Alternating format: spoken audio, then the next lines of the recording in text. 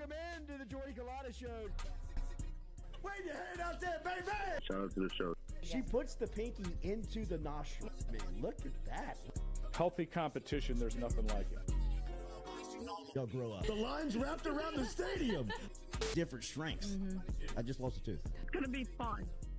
You know, we might have a story. I love what you're doing. Bergeron wants to take us fishing this afternoon. Sharif, you play for the bad boys of the SEC, man. We don't apologize to anybody. A lot of people are saying you're going to be wearing number 7. I don't really know. I want to. He look crazy, Bill. Good feet on the old man. Definitely come back.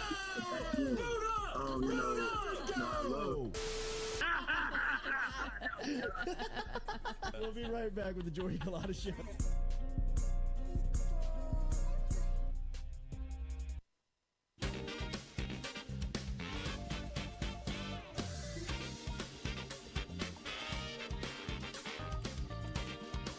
Welcome into a Monday edition of the Jordy Culotta Show, driven and powered by Go Chevrolet on a beautiful Monday morning. 65 degrees on your drive into work this morning. Hopefully you're loving it out there. Traffic probably plaguing you, so make sure you hit that like button, share button, comment button, as we'll be here with you until 9 a.m. this morning. As always, we'll talk to Crain from Crain and Company coming up here at 8 a.m. and get a recap of the college football weekend. Another really cool college football weekend, and we'll obviously kicking around with LSU and Auburn and talk about the reaction from Saturday night, as it is always a quirky game, and it started out really bad for LSU. We'll talk all about it, but a really good finish for the Tigers and Brian Kelly coming up here on the Jordy Culotta Show. As we said, if you don't mind, hit that like button, share button, comment button. As always, we are brought to you by Go Chevrolet, our friends over at Go Chevrolet, conveniently located in LaPlace, Louisiana, right off I-10.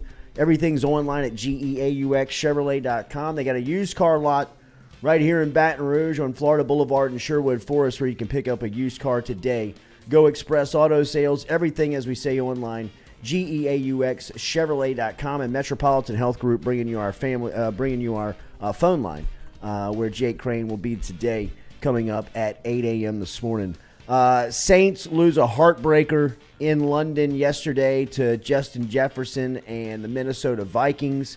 Andy Dalton and the Saints offense had their chance. Will Lutz hits a 60-yarder, couldn't quite get to 61 though, on the double doink, bro. The doink off both uprights as it bounces out, and the Saints are 1-3 coming home. Where are you with the Saints? They could easily be 0-4.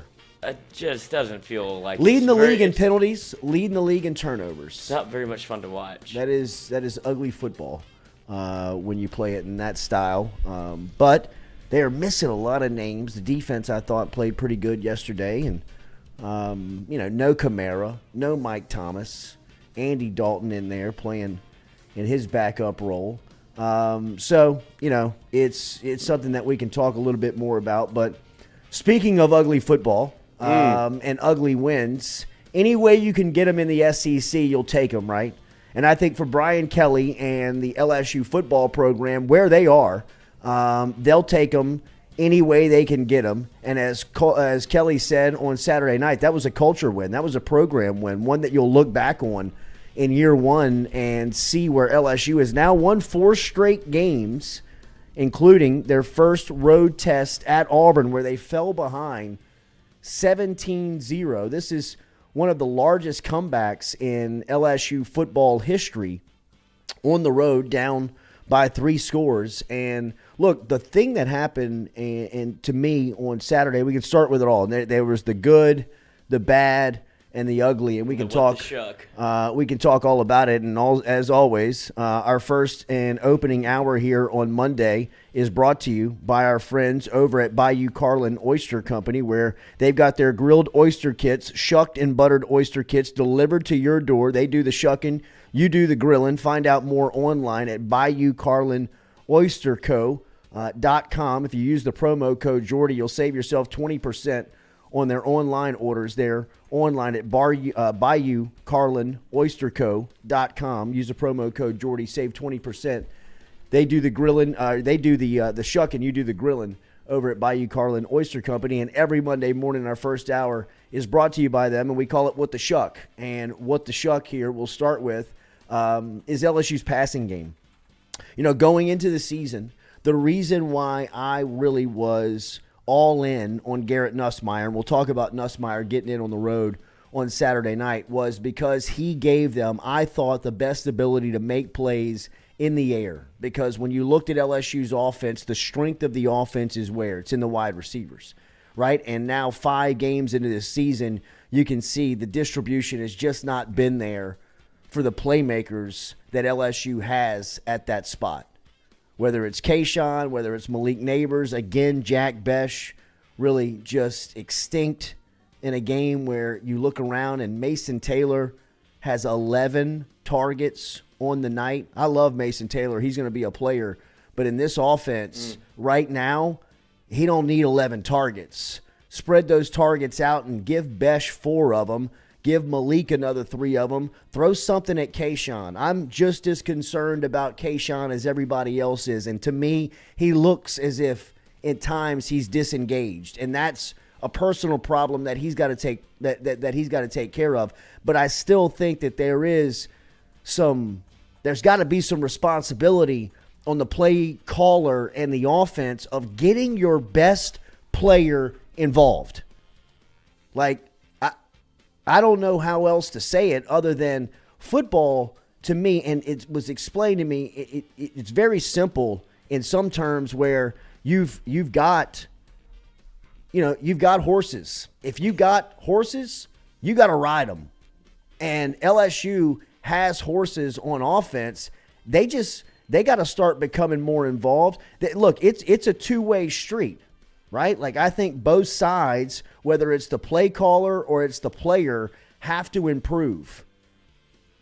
But from the play calling standpoint, I think there are some easy remedies of just letting him touch it. Just letting him get involved. Speaking more on Kayshawn, right? And look, I think Kayshawn's got some stuff that he's got to figure out whether, where he is from an attitude standpoint. But more beyond Kayshawn, Brian Thomas needs to touch the ball more. Malik Neighbors needs to touch the ball more. And you can see his frustration starting to grow a little bit because he's running his routes and he's getting into open space, and the ball sometimes is behind him. The ball's just out a little bit in front of him. It's not at the point where he can catch it and run it. And, we've been talking about the buildup of October for LSU football. Here we are, right? October 3rd. Going into the Tennessee game on Saturday, Jayden Daniels is hurt. I mean, it was only a matter of time before he was toting it like he is, where that was going to happen. And for him to think that he can make it through the month of October playing the style that he played in September is it's crazy to even fathom, because it's not going to happen. So either Nussmeier needs to expedite his progress and become, his eyeballs were saucers on that first drive. Now, when you change the quarterback mid-drive and you go to a guy who wasn't expected to play, I get it, right? Like, there can be some nerves. There can be some energy of like, he tightening up, man. So that first one where Kelly's kind of like looks at him and he just takes the snap and he doesn't even think about it. He just throws it and sails it over Mason Taylor's head because he wants to get back to the sideline. You know what I mean? Like, he wanted no part of that moment in that spot right there. But then as he was able to take a deep breath, collect his nerves, go out and get some coaching, you could see Kelly after he lit him up on the sideline, and he lit him up. Hit him with the what the shuck. That ball that Nussmeier threw over Taylor's head nearly hit Kelly in the stomach. It kind of skipped onto his feet, and Kelly tried to like kick the ball away and held his hands up to him, kind of like, what are you doing? Like, come on, man. Here's your moment. Step into it and make a play. And then if you saw him come to the sideline, he was in his ear. He even like gave him like an ass slap, as he was like going back to the bench to like say like, you got to get going, man. And then as the TV copy went to break, you can see Kelly's walking to Nussmeier, kind of like clapping at him like, come on, man. We got to get moving. We got to get going. And getting back to the start of this, and look, first off, LSU wins the game. You got to win them. 4-1. That's a great road win from the sense of just get out of there. Survive and advance in the SEC. But as the evaluation goes, they've got to get significantly better on throwing the ball. I think that's very, very obvious. But 80 yards in the air is not going to do it. It's just, especially with an offense like Tennessee coming into town where you might have to get into a score for score type game if you want to keep and stay in this type of shootout. Can they do it? They can't do it with Jayden Daniels right now.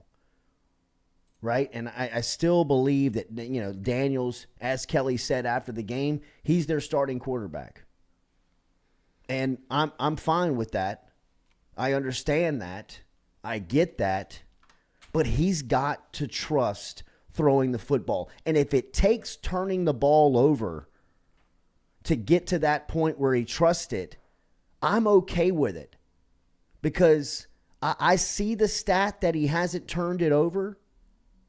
And that there's no, interceptions on it. I get it, but it's too protective. It's Jordan Jefferson type protective where he plants on that third step, that fifth step, and he doesn't even think about delivering the ball down the field when he's clearly got guys running in holes, running in openings. They may not be big windows and they not be windows that they're sitting in for a long time, but there is a window for the ball to be thrown, and LSU is much better with the ball in the hands of Malik Neighbors, Kayshon Boutte, Jack Besh, Brian Thomas, Mason Taylor, John Emery. Oof. Good to see number 4. Good to see number 4 making a play. Now, look, he still had those moments of that was a bad fumble at the end of the game, but as far as the balance of the game goes, the evaluation of John Emery's night, you got to see that confidence starting to grow, starting to bud, really kind of starting to shake the rust off of where he's coming from. Taking 2 years off of anything is going to be difficult trying to get back into and perform at a high level. 2 years off of football at an SEC level and trying to step back in, in some of the atmospheres that he's been, it's taken him a minute to get moving. Now it looks like he's starting to find it. Who was it last week talking about, was it Hayden talking about John Emery has no burst? Say what? That was an NFL run when he got his head turned around on the face mask, found the hole, got through the hole, showed you everything. On the hood. Stiff arm, run away from him.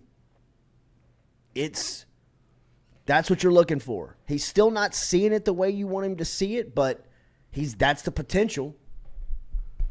So it's good to see him making a play. But what you saw from LSU is not sustainable. No. It's not. And it's coming, that's what it feels like has been the case the entire time, but LSU continues to kind of, hey, just get a win. That's what Jayden Daniels does. He wins. He gets you wins. But when you start looking at the brunt of your schedule, that Auburn game should have been the way it was. Obviously, Auburn is always Auburn. For some reason, those games are always shaky. But when you look at Tennessee at 11 a.m., you can't have, 4 yards passing in the second half or 6 yards passing? I understand that your quarterback went out, but the way that the LSU offense is playing right now is just not sustainable. No, and look, we've been saying that this is not a sustainable offense. And I know the other night when people are talking about that the offense and the wide receivers had 9 drops, they had balls that they should have caught. Yeah, for sure, but that's going to happen. And they got balls that hit them in the hands, and the rule usually says if the ball hits you in the hands, you got to catch it as a wide receiver. But you also have to get these guys the ball in rhythm. Mm-hmm. Right? When Kayshon or Malik Neighbors is running a crossing route and he's opened up, he's sprinting, where if you hit him in stride, it's going to be tough for the first, second defender to take him to the ground. And when you throw him behind him, he's got to stop. Should he have caught that ball? Probably so. Is that a tough catch because of just the momentum of the moment and trying to make the play? I get it. I understand it. It's on both. right? Like quarterback needs to deliver a catchable ball, wide receiver to hit you in the hands, you got to make the play. So, I mean, it's a little clunky right now. There's no rhythm to it. They can't find anything that they run comfortably. They can't find easy ways to get the ball into the hands of their playmakers. They can't just run something that looks as if it's an easy developing, just little roll out, dump out, get the ball out of your hands, put somebody in space and let them make a play. Right? I mean, that's what they have to find pretty quick, especially what's coming into town. But before we get to the Tennessee game, a little bit more on the Auburn game. And let me start from the beginning. And I know I kind of got wandered off into the weeds on the offense and the quarterback and what's going on there. First and foremost, I see the efforts that the special teams department is making of trying to put your playmakers on the field, right? No better example than the first play of the game. I mean, Sevyn Banks, I love him covering kicks. I think that makes a lot of sense. Now, for him to go down there and have the injury that he had where his head, his neck hits a knee of an Auburn kickoff return team, and he's on the ground lying motionless in front of Jordan Hare, was a extremely scary moment for everybody involved, especially everybody on the LSU side. But you could feel the weight of the moment even through the television of just how scary that was. For the officiating crew and whoever was on the call to dial down and say that they were looking at that for targeting, they should lose their job this morning of not understanding the moment and being a human being. Really and truly. For somebody to call down and announce that into the stadium that they were reviewing the play at hand while Sevyn Banks is laying on the field motionless, like laying there not responding. Eyes aren't even open. And they're announcing this in the stadium. Somebody should lose their job over that this morning. And I'm not an advocate for people getting fired, and I'm not an advocate for people losing their job, but that's a fireable offense.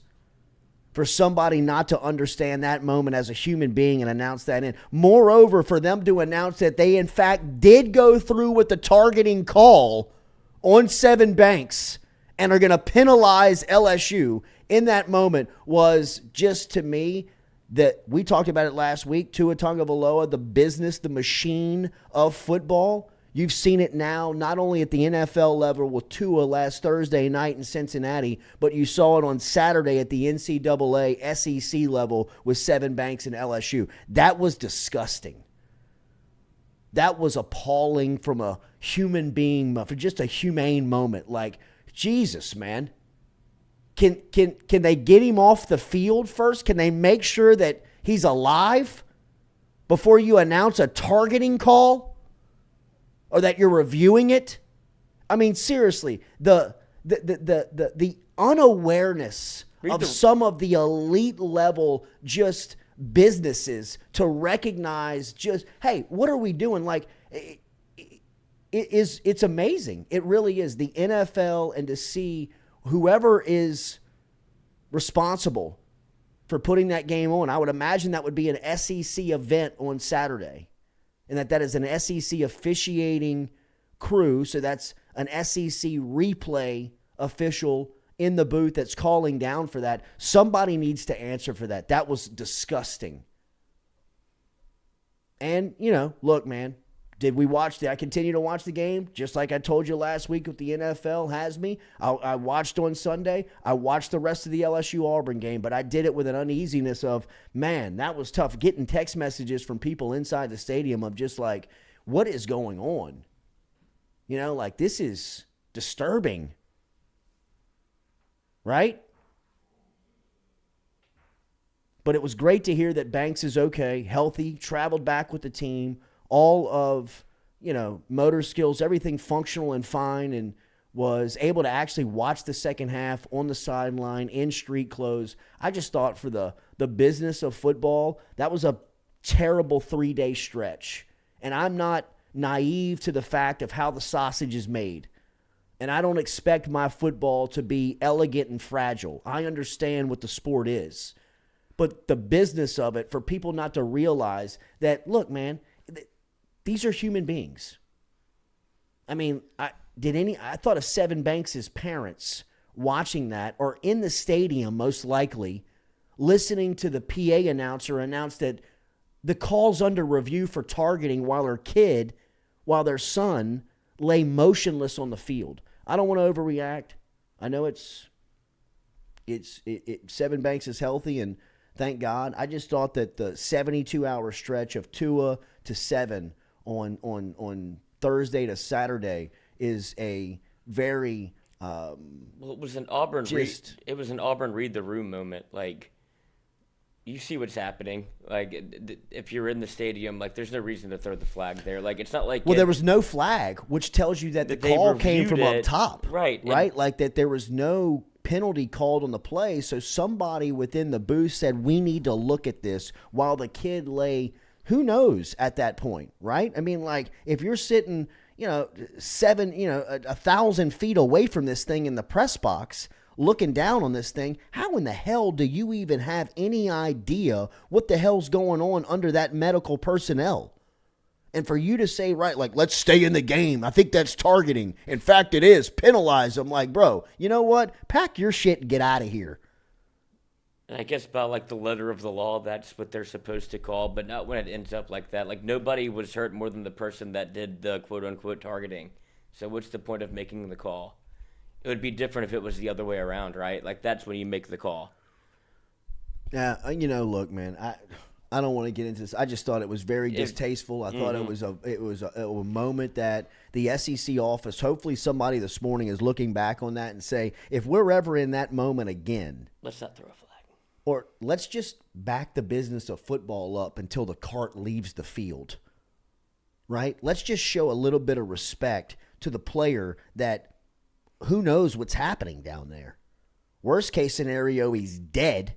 Best case scenario is he'll be back in the second half watching with his team and can fly home.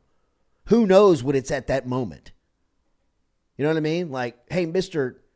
SEC review official, go get a cup of coffee, man. Take a lap. Look, it was... And don't you think it kind of unnerved LSU a little bit? I thought so. I think it just made the whole game start off wonky. That was going to be my second point. If I'm in my buddy's living room watching it with a pack of friends, and we're all kind of sitting there like, ugh, God, man, it's weird for the game to keep going like this. What do you think? Like his teammates are sitting there thinking, as you're kneeling down on the ground. Was it surprising to see Auburn strike a long pass on the opening drive over the top of the LSU defensive backfield? Did I hate to see it? Yes. Was it surprising? No. 10 minutes before that, one of their good buddies was laying motionless on the field. There had to be some type of carryover. There had to be some type of reaction to that. And for LSU to get off at a slow start after that, I think makes sense. Am I making an excuse? No. But I think that there was definitely some type of, fog of what's going on with 7 that was hovering over the team that allowed Auburn to catch LSU slipping a little bit. And, that wrapped up into some of that start, and Seven Banks is, I mentioned the offense and their woes and their drops on at the wide receiver and some of the things that was plaguing the offense, but the good on Saturday night, and I think that what is got to be really gratifying for coaches and fans to grab a hold of is that the players, like the headliners for LSU, especially on the defensive side, are the ones that are making the plays. Like B.J. Ojulari is making so much money every single week. It is scary. I mean, he at times looks really unblockable. I mean, like when he makes his mind up, he's getting back there. He's just so fast and athletic where they can't get his hands on him. The play of the game to me was the sacked fumble that he caused on Ashford going into halftime, 5-minute mark. Jay Ward, I love the fact that Ward picks the ball up because he's an athlete. You know what I mean? I see like at every level, and it might be the right move. I'm not a football coach by trade, but if I've got skill guys like defensive backs and safeties on a sack fumble and the ball's rolling around, I'm not telling them to jump on it, right? I mean, if that's Mekhi Wingo, if that's Ali Gay, if that's, Jacoby and Guillory, okay, fall on it. But if that ball's bouncing around and Jay Ward, Greg Brooks, Colby Richardson is around the ball, scoop that thing up and see what happens. Perk 40? Yeah, absolutely. I mean, Jay Ward looked like a running back once the ball got into his hands. Oh, there's no doubt. It's a touchdown. It was 6. And that was when I really thought, like, watch out. Here they come, man. LSU, they just need a little, like, kind of Brian Kelly, what he did to Nussmeier. I mean, they kind of just needed, like, kind of an ass pat, like, come on. A little kick in the like, ass. Get going, like, get moving. Just a little bit of a jump start to get it going.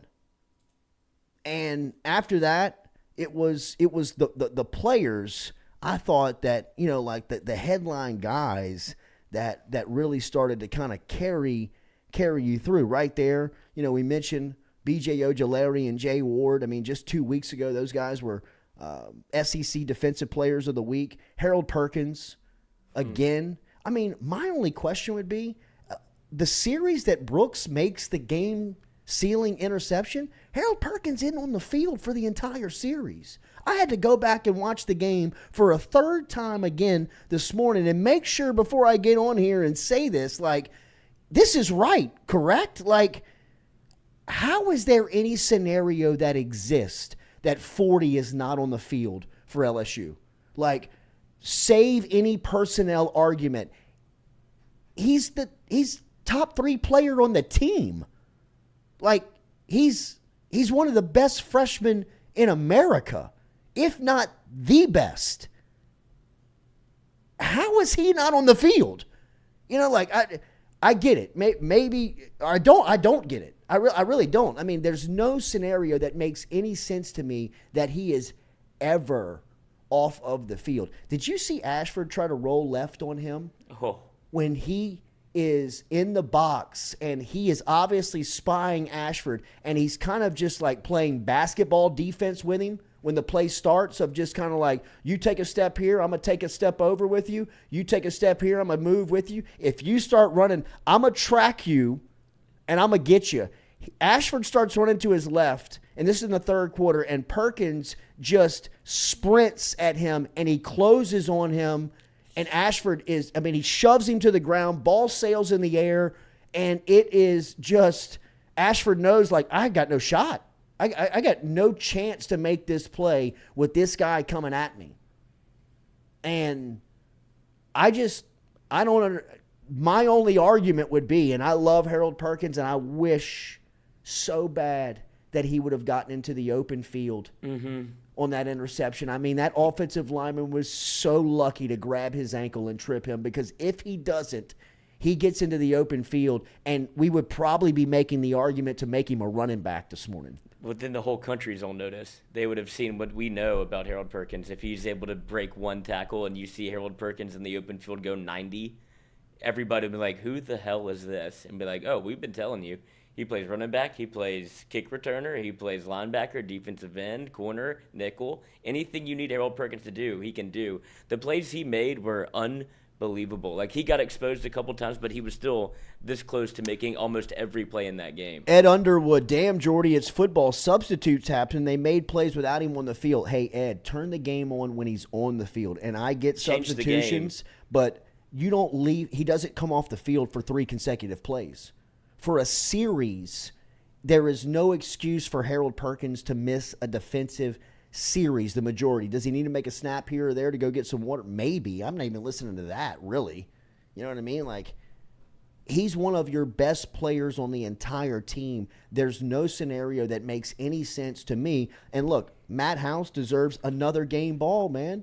You know what I mean? With the way that he was able to kind of get that defense 17 points early on. He was able to shut him out after that. Greg Brooks moving him into that robber spot at the end of the game. He kind of called it, as Brian Kelly said. House is on the headset saying, we're about to steal this. He's about to steal this one. And sure enough, Brooks jumps right in front of it, right in front of Coy Moore. Poor Coy Moore. Coy Moore played pretty good. Until he didn't. Yeah, I mean, He without, threw a pick and then gets Yeah, ripped. Right.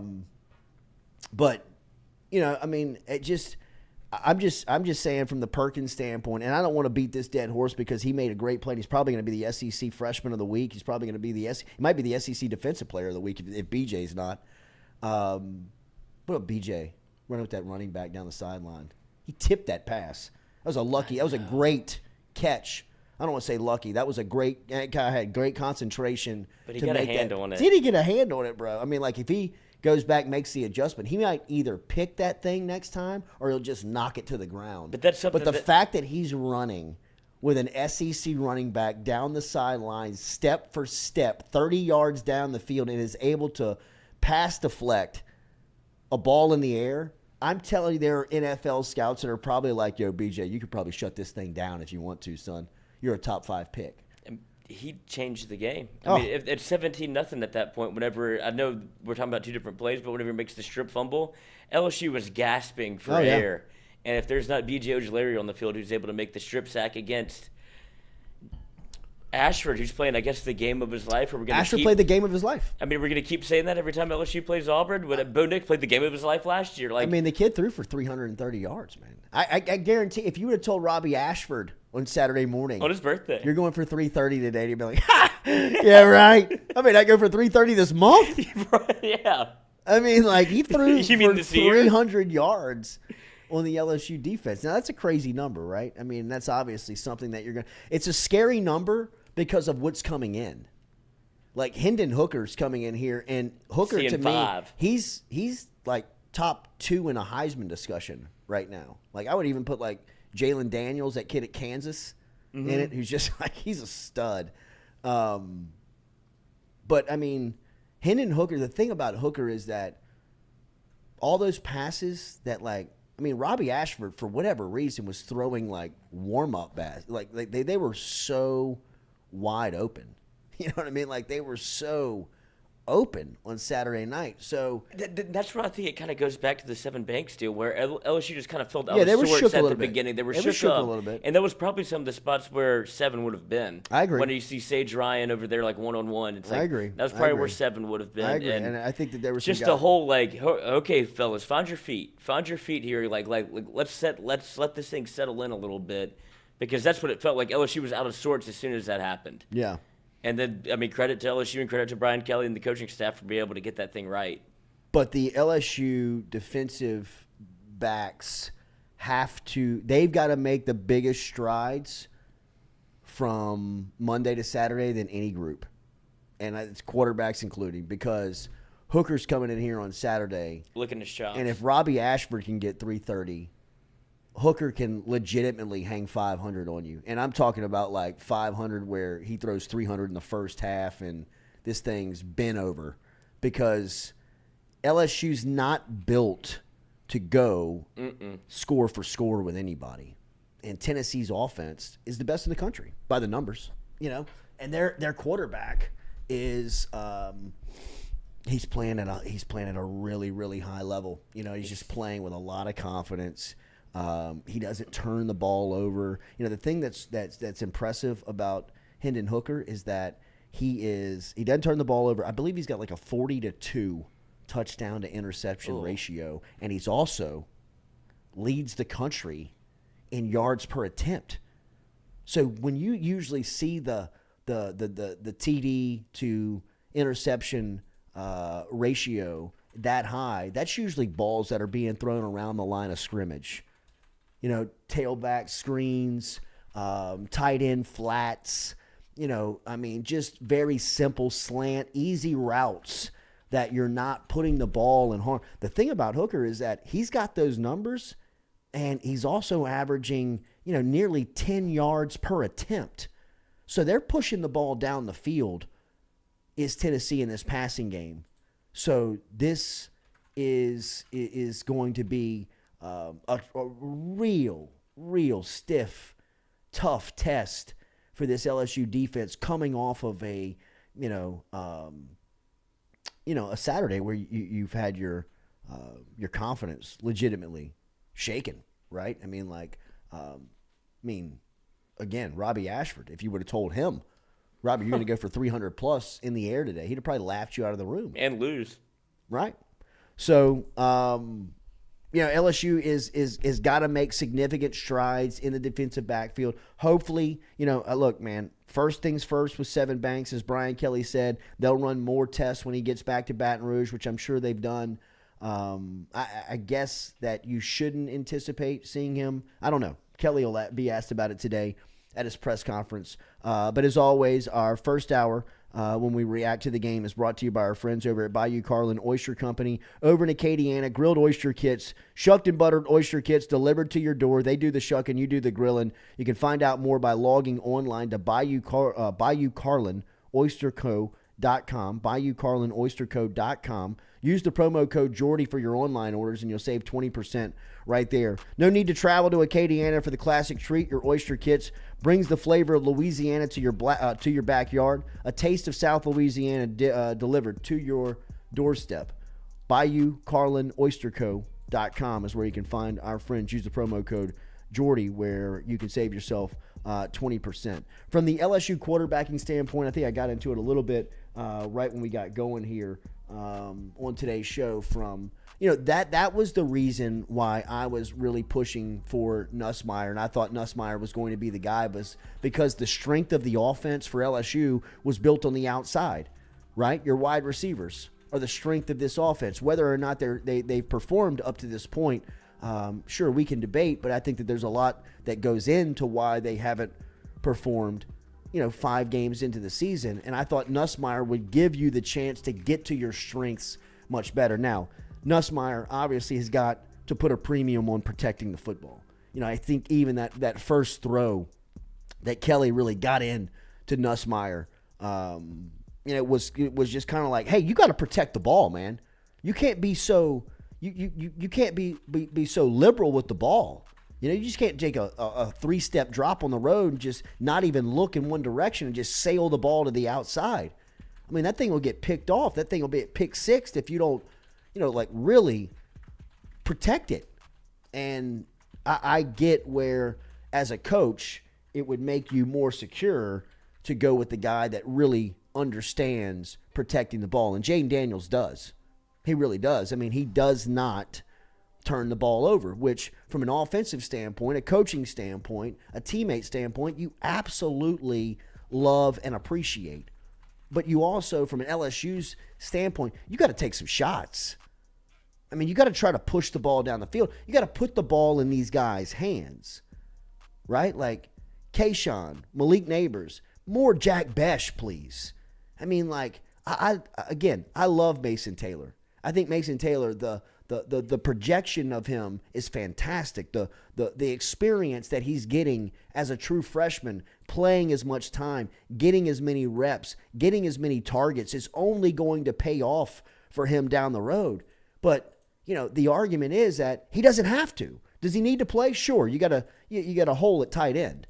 Does he deserve a couple of targets a game? Sure, I'm good with it. But 11 when Besh can't get reps and Kayshawn's frustrated for not getting targets, and Neighbors is out there again, snapping his chin strap off because he's pissed off that the ball's not coming to him on time, on target. Brian Thomas deserves a couple of more runs. Hell, after watching John Emery touch the ball on Saturday, I'd love to see him in the screen game a little bit more touches. There's some drops, right? There were definitely drops. There were definitely drops. And I'm not, again, making any excuses for the drops. The ball touches your hand, you got to catch it, especially at that level, right?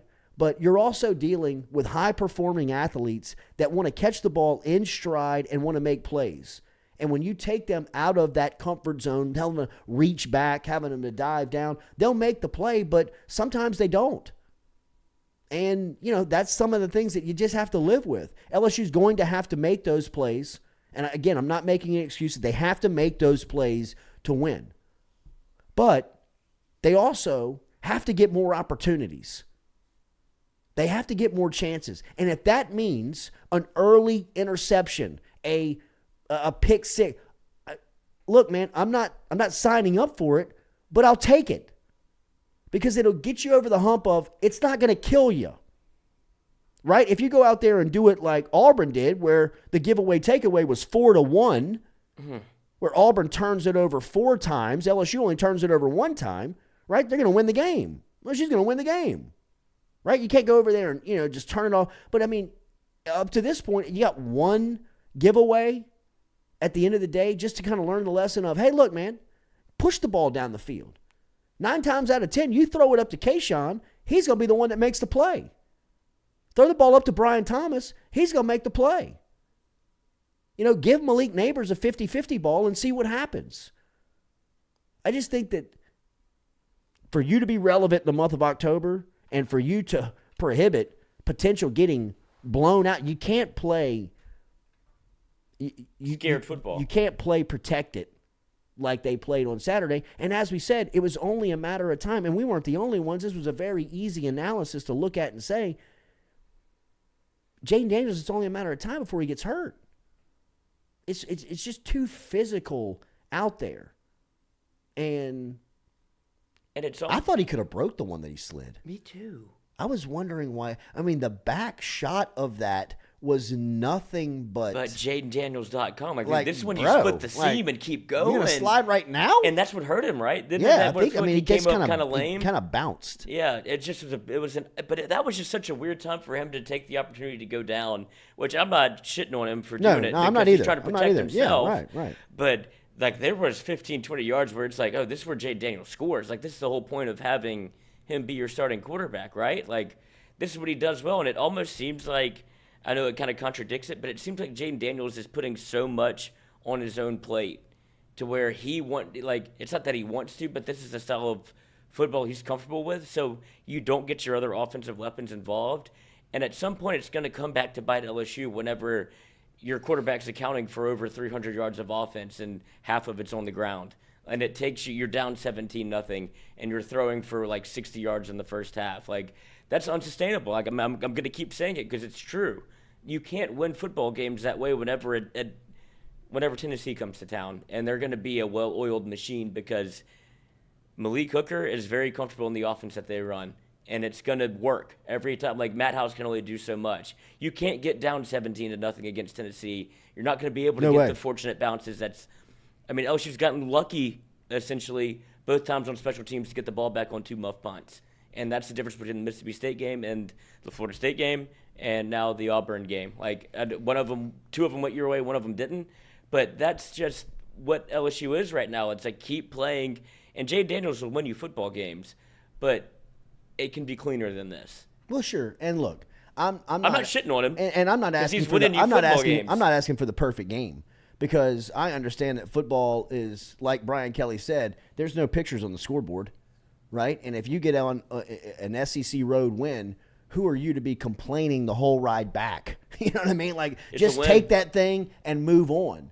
But if you're analyzing what's up next for LSU and the formula to win, and I think that there's a unique formula each weekend that has to, be put into place for teams to win. It's not the same thing every single Saturday for you to win. I mean, this particular Saturday, if LSU plays like they did last weekend, potentially they could get blown out. You get down 17-0 to Tennessee, then you start having to play from behind and you really have to start throwing the ball, then that's when bad stuff can really happen. Where you're just telling them, hey, there's no more running back there. When you plant on that 5th foot, you got to throw the ball up in the air. That's when, things can start happening. Pick sixes, a lot of interceptions, and I'm not advocating for that. I'm just saying that early on to get some of these guys involved, and I love some of the jet sweeps and some of the easy throws that they give Jayden Daniels, but I still think that you got to take a shot down the field with some of these guys. You know what I mean? You got to find unique ways. They're obviously rolling the coverage to Kayshawn, and Kayshawn in return is not staying engaged in the game. And so, you got to find a way to combat that in-house, whether that's getting involved early on. I mean, the Southern game plan for LSU, and I know it was Southern, but the Southern game plan for LSU with Kayshawn to me was very refreshing in the sense of they were making a obvious choice to include him in the offense and take targets at him, which you saw his energy and enthusiasm pick up. That's just kind of the way and the nature of that position. I'm not giving up on Kayshawn. I know there's a lot of people out there that are saying, I don't know if Kayshawn's going to be able to get it right, how they're going to include him in the offense. I still think for LSU to be their best, number 7 has got to be number 7, and I think he is. I think he has that capability. They've just got to get him moving. They've got to talk about getting him moving. Just getting him in the – they just got to get him in the action, man. They got to get him in the action because there's just not a lot of continuity on the offensive end whenever you want to do like drop back style passes. And yes, drops. But this is the first time you've seen drops from the LSU wide receiving crew. But those are your playmakers. Those are the guys that you have to get the ball to. On the other end, how good was Williams? Like that guy, Josh Williams. Yes. You can't keep him off the so field. So dependable. Well, you can't keep him off the field because he does everything you want. He does everything right. Really good. He's not great at anything. I mean, I love the way he runs the ball because he gets north-south. He gets you first downs. He's not the fastest. He's not the strongest. He's not the most athletic or skilled. But, his pass protection is fantastic. His understanding his opportunity and getting you positive yards every time he touches the ball is on point. And, for what LSU is at the running back spot right now, he's the best they have. He's the best they have. He's the most consistent. Can he do what John Emery did on that touchdown run? No. But will he do what John Emery did a possession later and fumble it? Probably not. So you got to take – you got to choose what you're going with. And I think Josh Williams, I would give him a game ball. 3rd and 3 gets you 4. Absolutely. 3rd and 6, he'll protect the backside. Yes. You know what I mean? Like it's he's just reliable. And in football terms, is sometimes the best ability. Just is he reliable? Will he do his job if we put him out there, if he understands what the deal is? And Josh Williams seems to be that dude. A lot like Mekhi Wingo on defense. Look up. That guy's always around the ball, always doing his job, always around there, rarely getting penalized. I mean, he seems to be a and when it's 3rd and short, who's in the backfield? Mekhi Wingo. Right. Like he's always just around the football. Like LSU, I know it feels like kind of like a wonky win, right? Where it's not pretty. You're down 17-0. You're down again early, where LSU has to make a comeback. But I mean, take it for what it was. It's a win at an away SEC venue, and you're 2-0 in the SEC. That's where you are. But don't be surprised whenever LSU this can rear its ugly head, right? Wherever it's sure. Don't be shocked whenever something happens like this when you're down 17-0. And then instead of they muff a punt, it's 24-0, 31-0, and now you're trying to claw your way back into it every single time, 31-17. At some point, you're going to get down too much, and it's not going to be able to be a game where you can come back in. That said, take LSU second half. Yeah, one thing I will say who deserves a ton of credit again is just seeing how good of shape LSU is in. This is another second half in which they've really dominated the opponent. I mean, they beat the ever-living hell out of Mississippi State in the second half. They beat Florida State in the fourth quarter. And now they've won their first SEC road game in the second half. I mean, it just their wait staff, Jake Flint and his staff, deserve a ton of credit when you watch LSU play because they are bigger, stronger, and faster in the second half than a lot of the teams they play, and it's just because they're in better shape. I mean, they're still closing on the ball. They're still getting to the ball in numbers. They're still moving the pile on the offensive line. They are really impressive of how well-conditioned this team is in Kelly's first season. I think it's a huge advantage for them. I think it's a big advantage of moving into the second half of the season. Will it win you games outright? No, but it'll keep you in a lot of games, and it'll keep you hanging around. And in football, you catch a couple of breaks. One thing that I will say about the special teams is that the special teams is very frustrating from the sense of there's always a sense of good to it. That punt where you pin it down. First one he's shanked. At the one, yeah, is good, but you still got illegal blocks, illegal fair catching, shanked punts. I mean, you make the move of Dibbert to your kickoff, primary guy, opening kickoff, doesn't go into the end zone, right? Besh is back there now catching punts, which I'm totally for. First bunt, he doesn't catch. It's like, coach these guys up. I mean, it's very frustrating to see the special teams, because the one thing that LSU does not have is that they have a very thin margin for error, right? Like, I mean, with an offense that's not high potency like LSU has, they can't, just roll it out there and score 35 points. And with a defense that they continue to tinker with that has a lot of promise, you got to have the third division either pulling their weight or not costing you at the very minimum, right? Like you would hope, like the defense, you could get a couple of scores, like a fumble, scoop, score, recovery like the defense gave you. That helps out the offense a ton. It kind of gives them some, it gives us a little bit of a buffer of we got to get this thing moving. Yeah, we got to get this thing moving, but at least they're helping us out and getting us some points. I mean, if Besh houses one, if they can get a blocked punt, scoop, score, touchdown, and the special teams is now giving you points, well, all right, now it's helping everybody out. But when the special teams continues to be a liability, like they overall are, they have made some improvement, and you see them tinkering, new kickoff guy, new punt returner, like that new kickoff returner. I mean, they're continuing to shuffle, and it seems like they're not going to stop until they find the guy. But it's a collective hold your breath moment every time the special teams is on the field. Oh, man. When it used to be, obviously, Poley had made the point of, y'all were spoiled. Okay. But at that point, it doesn't have to be, you go from, okay, you had all-world special teams to now every time I don't know what's going to happen when LSU special teams touch the field. And, I mean, credit to Dibbert. Who's the punter? Who's my guy? Not Dibbert. Who punted? Bramblett. For that sky ball was probably called, and he moon rocketed that thing, and that was able to get you essentially a scoop and score. You can't advance the ball in college football, but that changes the game, and that was probably a called sky punt. Those kind of things are good.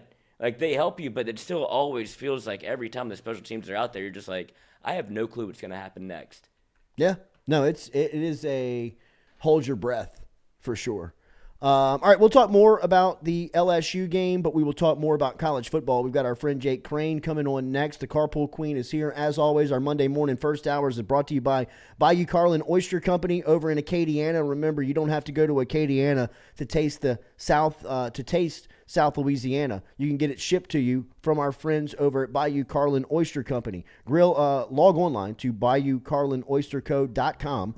Use the promo code Jordy, save 20%. Grilled oyster kits to your front door. They've got shucked and buttered oyster kits delivered to your door. They do the shucking, you do the grilling. Our friends over at Bayou Carlin Oyster Company. What the Shuck first hour every Monday morning brought to you by our friends over at Bayou Carlin Oyster Company. We'll be back. We'll talk to Jake Crain. The Carpool Queen will be here. We'll get you set up for the second hour when we come back here. Jordy Culotta Show, driven and powered by Go Chevrolet.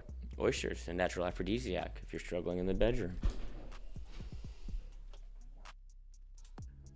We love the crew over at Fresh Chef Kitchen. Chef Shane and his crew dropping off the meals every Monday here to FM Digital Media, whether it's breakfast, lunch, dinner. Me or the crew's going through our meals over at Fresh Chef Kitchen. Their weekly pre-order, freshly made meals, or you can walk into the cooler over there on Airline Highway. They have that fresh, same service over there at Fresh Chef Eats. FreshChefEats.com is where you can find them online.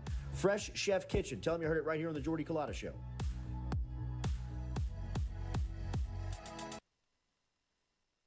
I was embarrassed about my smile. Are you unhappy at yours? Do you not smile back at yourself?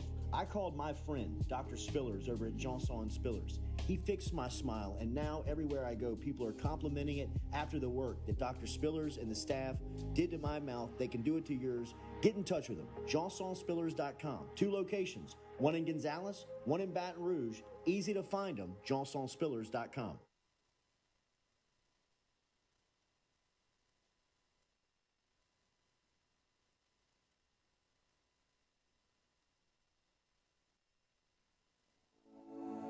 Looking to book a dumpster but no idea how?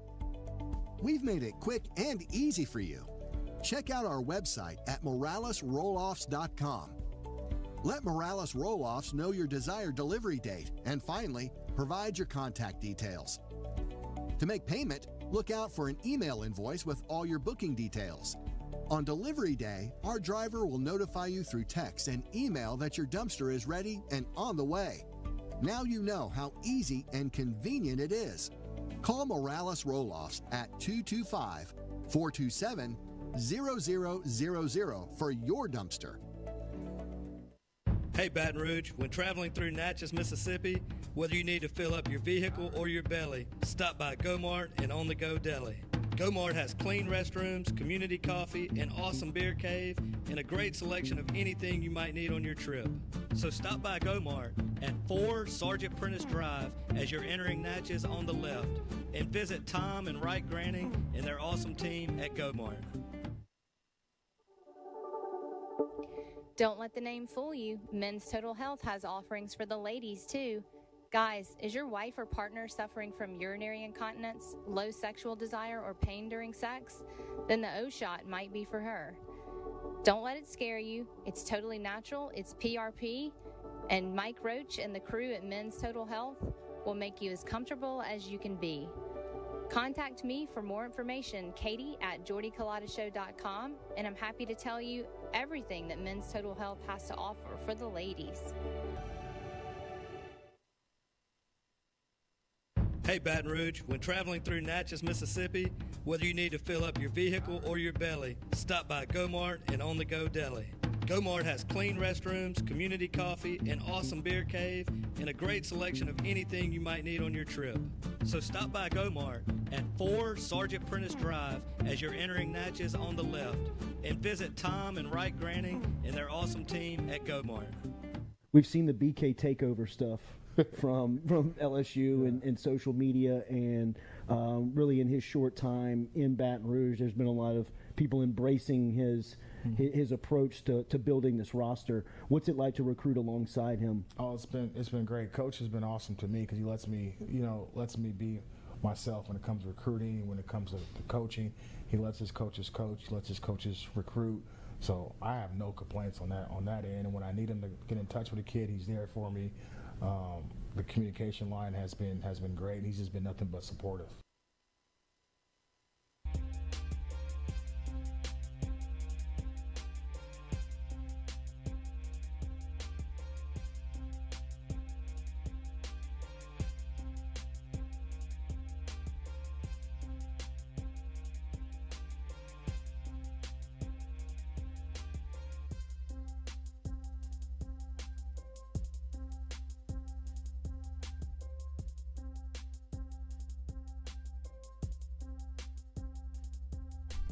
All right, welcome back here to the Jordy Culotta Show, driven and powered by Go Chevrolet. Love the interaction. Love you being here on a Monday morning. We appreciate you starting your week here with us. If you don't mind hitting that like button, share button, comment button, we would appreciate that. Lloyd had a good idea with the chat on fire as it is here Monday morning after game day. Might open up our phone lines again here to get your reaction. Do we have Jake Crain?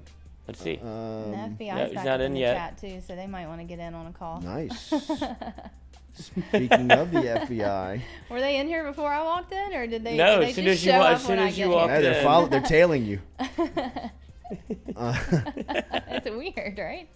Nah.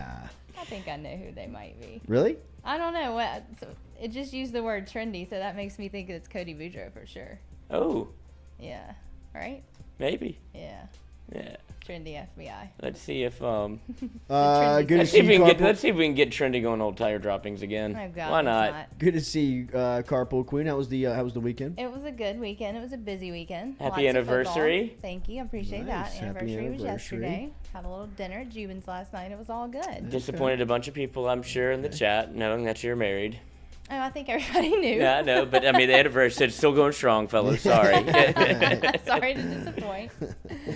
I do want to call attention to my shirt, though, because Nyla Threads sent it to me, and they're still doing a Jordy discount code for 15% off, and he made this one custom for me, Trayvon Diggs, fitting for the weekend. So get yours. Go to nylathreads.com or go to their Etsy store at Nyla Threads and get Chris to make you a custom shirt and use our code for a discount. We will talk to Jake Crain coming up here in a couple of minutes and get his thoughts on the college football weekend. Again, another pretty crazy college football weekend for you. Oklahoma bludgeoned. Again. So I'm saying it's one of these years where if LSU just felt a little bit better, that you could sneak in and just see what happens. But I don't know how much gas LSU has in the tank, like to beat an Alabama or to be able to go. I mean, Tennessee's probably going to be your litmus test at 11 a.m. at home. If it was a 6 o'clock, I feel like they really screwed the pooch on that one now more that you look at it, huh? Yeah. Because Arkansas just... Arkansas had their chances on Saturday, but I mean that game was it was extended a lot. You know, I mean that score would A&M probably loses. surprise you. 49-26 is the number there. Georgia really looks mortal. What the hell? They just kind of look. I don't know, man. That was weird. That was weird. Jordy put the hex on him with this. They I'm have. gonna bet And them the Bills. bet them every time I can. That's right, Bro, he I've totally did. screwed him. It was a weird weekend. The Kentucky Ole Miss game was weird. I mean, Kentucky The Crain is here. had a chance. We have Jake. Are you here, sir? We're proud. Oh, I just heard his voice. I hear you. Do you hear us? Hey, can y'all hear me? Yes. There we go. Yeah, we just wrapped. We're live. I hear y'all talking about This is real. Oh no, I believe me, I know we do a lot of stuff today. Jake, how we doing? This buddy? is me. I'm not going to change who I am just because we're live. But, Yeah, exactly. We don't. Good morning, buddy. How we feeling? Well, a lot better than Brian Harsin. He's dead. Golly, he's got some bags under his eyes. He's aged 10 years. He's got his bags packed. Yeah, he should. Oh, that's sad. Yeah. What happens now at Auburn? Well, they're in an interesting situation because they don't have an AD.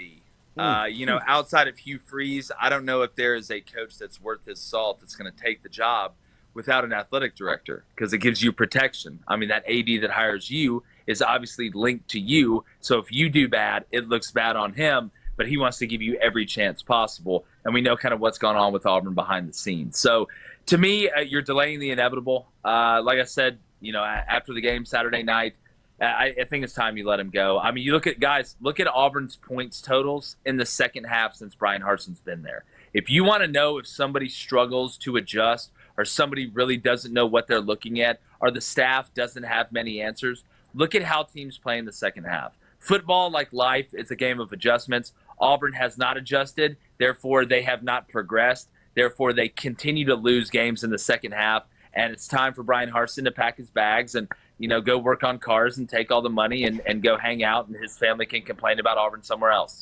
Brian Kelly called it a culture win for LSU on Saturday night. What type of win was that for? What would you make of LSU's outcome?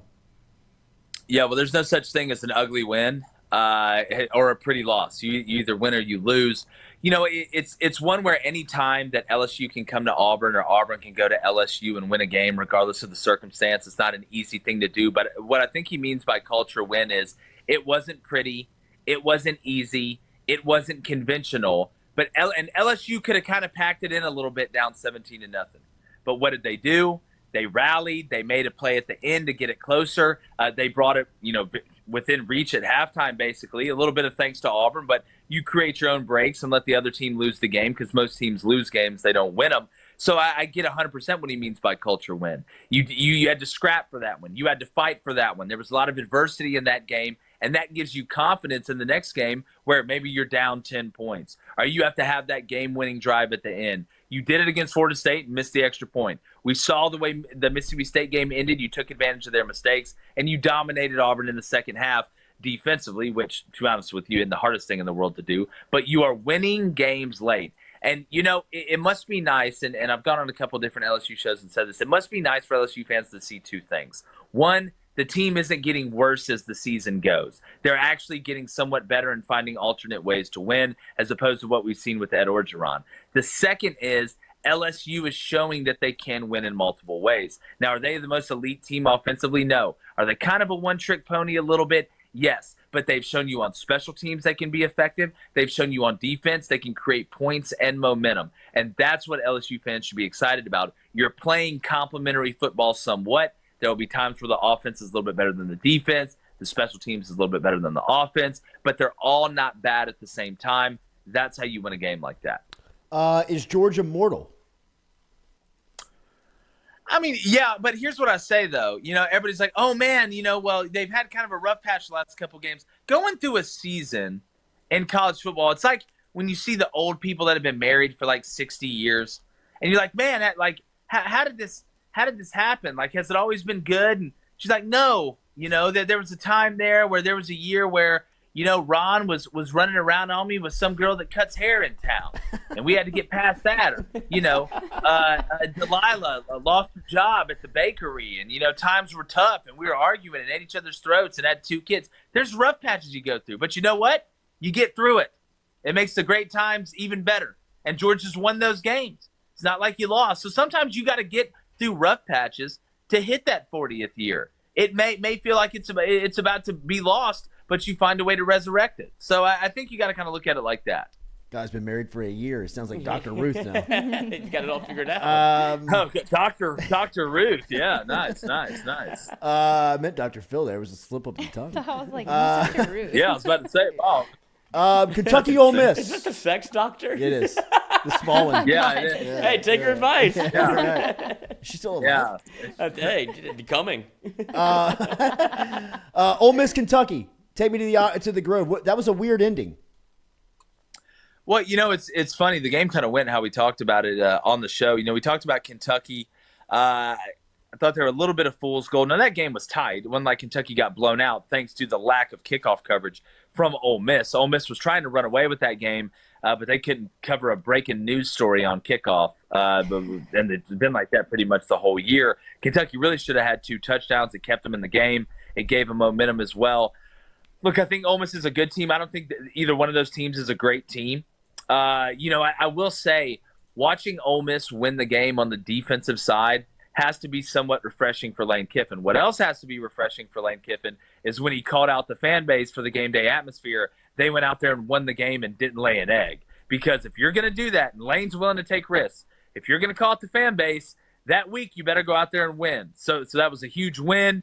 You saw the way the coaches were going nuts in the booth. I thought Ole Miss was pretty balanced offensively. But if Jackson Dart doesn't start seeing linebackers in coverage, it's going to cost them games. There were a couple plays where Kentucky dropped interceptions, one that should have been a pick six. So if he doesn't start seeing linebackers better in coverage, because you're not just going to throw everything deep, you're not just going to throw screens every time. You've got to be able to not only see the linebackers, but manipulate them with your eyes to be able to open up windows, especially against teams that have elite defenses. So I think Ole Miss is a good team. I don't think Ole Miss is an elite team. I think Kentucky is who we thought they were. They need help to be able to score enough points to stay in games and win them. We've seen that multiple times. You go back to the Florida game. But at the end of the day, Ole Miss was just too much, and they made the play at the end. How much did the outcome in Fayetteville surprise you on Saturday? I had Arkansas plus 21. I went 4-2 on the weekend. That was one of my losses. You knew Arkansas was beat up in the secondary, but the lack of defensive team speed from Arkansas is still very concerning. I know you're down on the depth chart in the back end. I know Catalan's out, but when you look at teams like Oklahoma and Arkansas, and you look at what happens and giving up those points and the way they give them up, the big plays, right? A 70-yard touchdown run, you don't see a lot of those in the SEC. Why? Because teams are really, really fast on defense. You're fast at running back, but teams are really fast on defense. Arkansas was not only getting ran by in the run game for 70-yard touchdowns on simple base bread and butter plays as Alabama was trying to run out the clock. They were getting ran by in the secondary, and they stayed in man a lot longer than what they should have. I was shocked that Odom went man. The defense just isn't very good. I expect them to show a little more fight when they came back, and then Bryce goes down and Jalen Milroe goes in the game, and you get the onside kick and you turn it to a 5-point game. Then you let Jahmyr Gibbs get back in the Heisman race by running for about 300 yards in what seemed like about 3 minutes. Jahmyr Gibbs. I mean, what the hell was he doing at Georgia Tech? Well, look, they're sneaky. Look, I always say that, and you guys know this, the game's won and lost up front. The thing that separates the Power 5 from other places isn't the running backs and the wide receivers. Sure. It's the depth on the offensive line and the defensive line. There's a lot of guys in the Sun Belt and in the American that can come in and play a skill position in Power 5 and look really, really good. I mean, just look at Tinsley at Penn State. I can go down the list of guys that have transferred and made players. That's not to say that Jahmyr Gibbs isn't a damn good running back. He's a really good player. But he didn't have a rushing touchdown coming into that game, guys, this year. How wild is that? Yeah, that's crazy. So it was a matter of time before he went off. But look, we know Alabama's talented. That's why when they played close against Texas, everybody's like, Bama's in trouble. Bama's not normal Bama. I'm like, all right, that's the worst thing that could have happened to everybody else. Them barely losing that or barely winning that game and the way they won it is the worst thing that can happen to everybody else. Because I got a news flash for you. Bama doesn't have bad players. They don't have bad players. And Nick Saban can coach them up better than anybody. Speaking of coaching him up better than anybody, he's going to have them ready to play on Saturday when Texas A&M and Jimbo Fisher pull in to Tuscaloosa. And Jimbo and the Aggies are coming off of a 42-24 beatdown at the hands of Mike Leach in Starkville. What's going on in College Station? What do you make of this situation? This thing could get bad. Yeah, well, look, I know you guys just hate that A&M got beat down by Mississippi State. I know it's something y'all been really upset about the whole day. Yeah. Well, look, the situation in College Station, and I didn't mean that to rhyme. Just got a little Dr. Seuss in me every now and then. But, everybody points to the offense, and that's what most people point to, especially when you have an offensive-minded head coach like Jimbo Fisher who calls the plays. But A&M's problem isn't just offensively. They don't play complementary football. Name one game where 2 out of the 3 A&M phases was really playing well. People say, oh, well, the Miami game, the defense played pretty well. Well, look at Miami's play calling in the red zone. Okay, they're running the inside zone on 3rd and goal from the 7. So it wasn't exactly – they didn't have Restrepo, their best wide receiver. Texas A&M has a totality problem, a lack of complementary football problem when it comes to offense, defense, and special teams. Yes, the offense isn't great. Yes, they don't have a vertical threat. But the defense has gotten pushed around a little bit. I mean, App State controlled the line of scrimmage the whole game against them in a game that you can't lose at home. You go to Mississippi State, and Mississippi State just knocks on it till the dam breaks. Now, I think a little bit of it may have to deal with the A&M's defensive players realize the offense isn't very good, that they don't have a vertical threat, that the lack of explosive plays is unbelievably concerning. So I'm looking at the schedule. I had A&M going 4-4 in the SEC. All right, I had them starting off 1-2 in the SEC. It looks like that's going to be true because Alabama hasn't forgotten, and this game's personal to Nick. So I think it may get a little worse before it gets better. I still think, though, when you look at 2023, with what they'll have coming back in the front 7 on defense, on the offensive line, that Jimbo does need a new offensive coordinator in there. He needs a new set of eyes. I always say he needs like John Taffer from Bar Rescue to come in there to just start screaming at people and like making sure all the machines are work and that's what he needs on offense. He needs like a fresh look. Let's get John Taffer in there. Shut it down. One outside of the SEC before I get you out of here. Brent Venables in Oklahoma were beat 55-24 by TCU on Saturday. How lonely is it in Norman this morning for Venables and staff?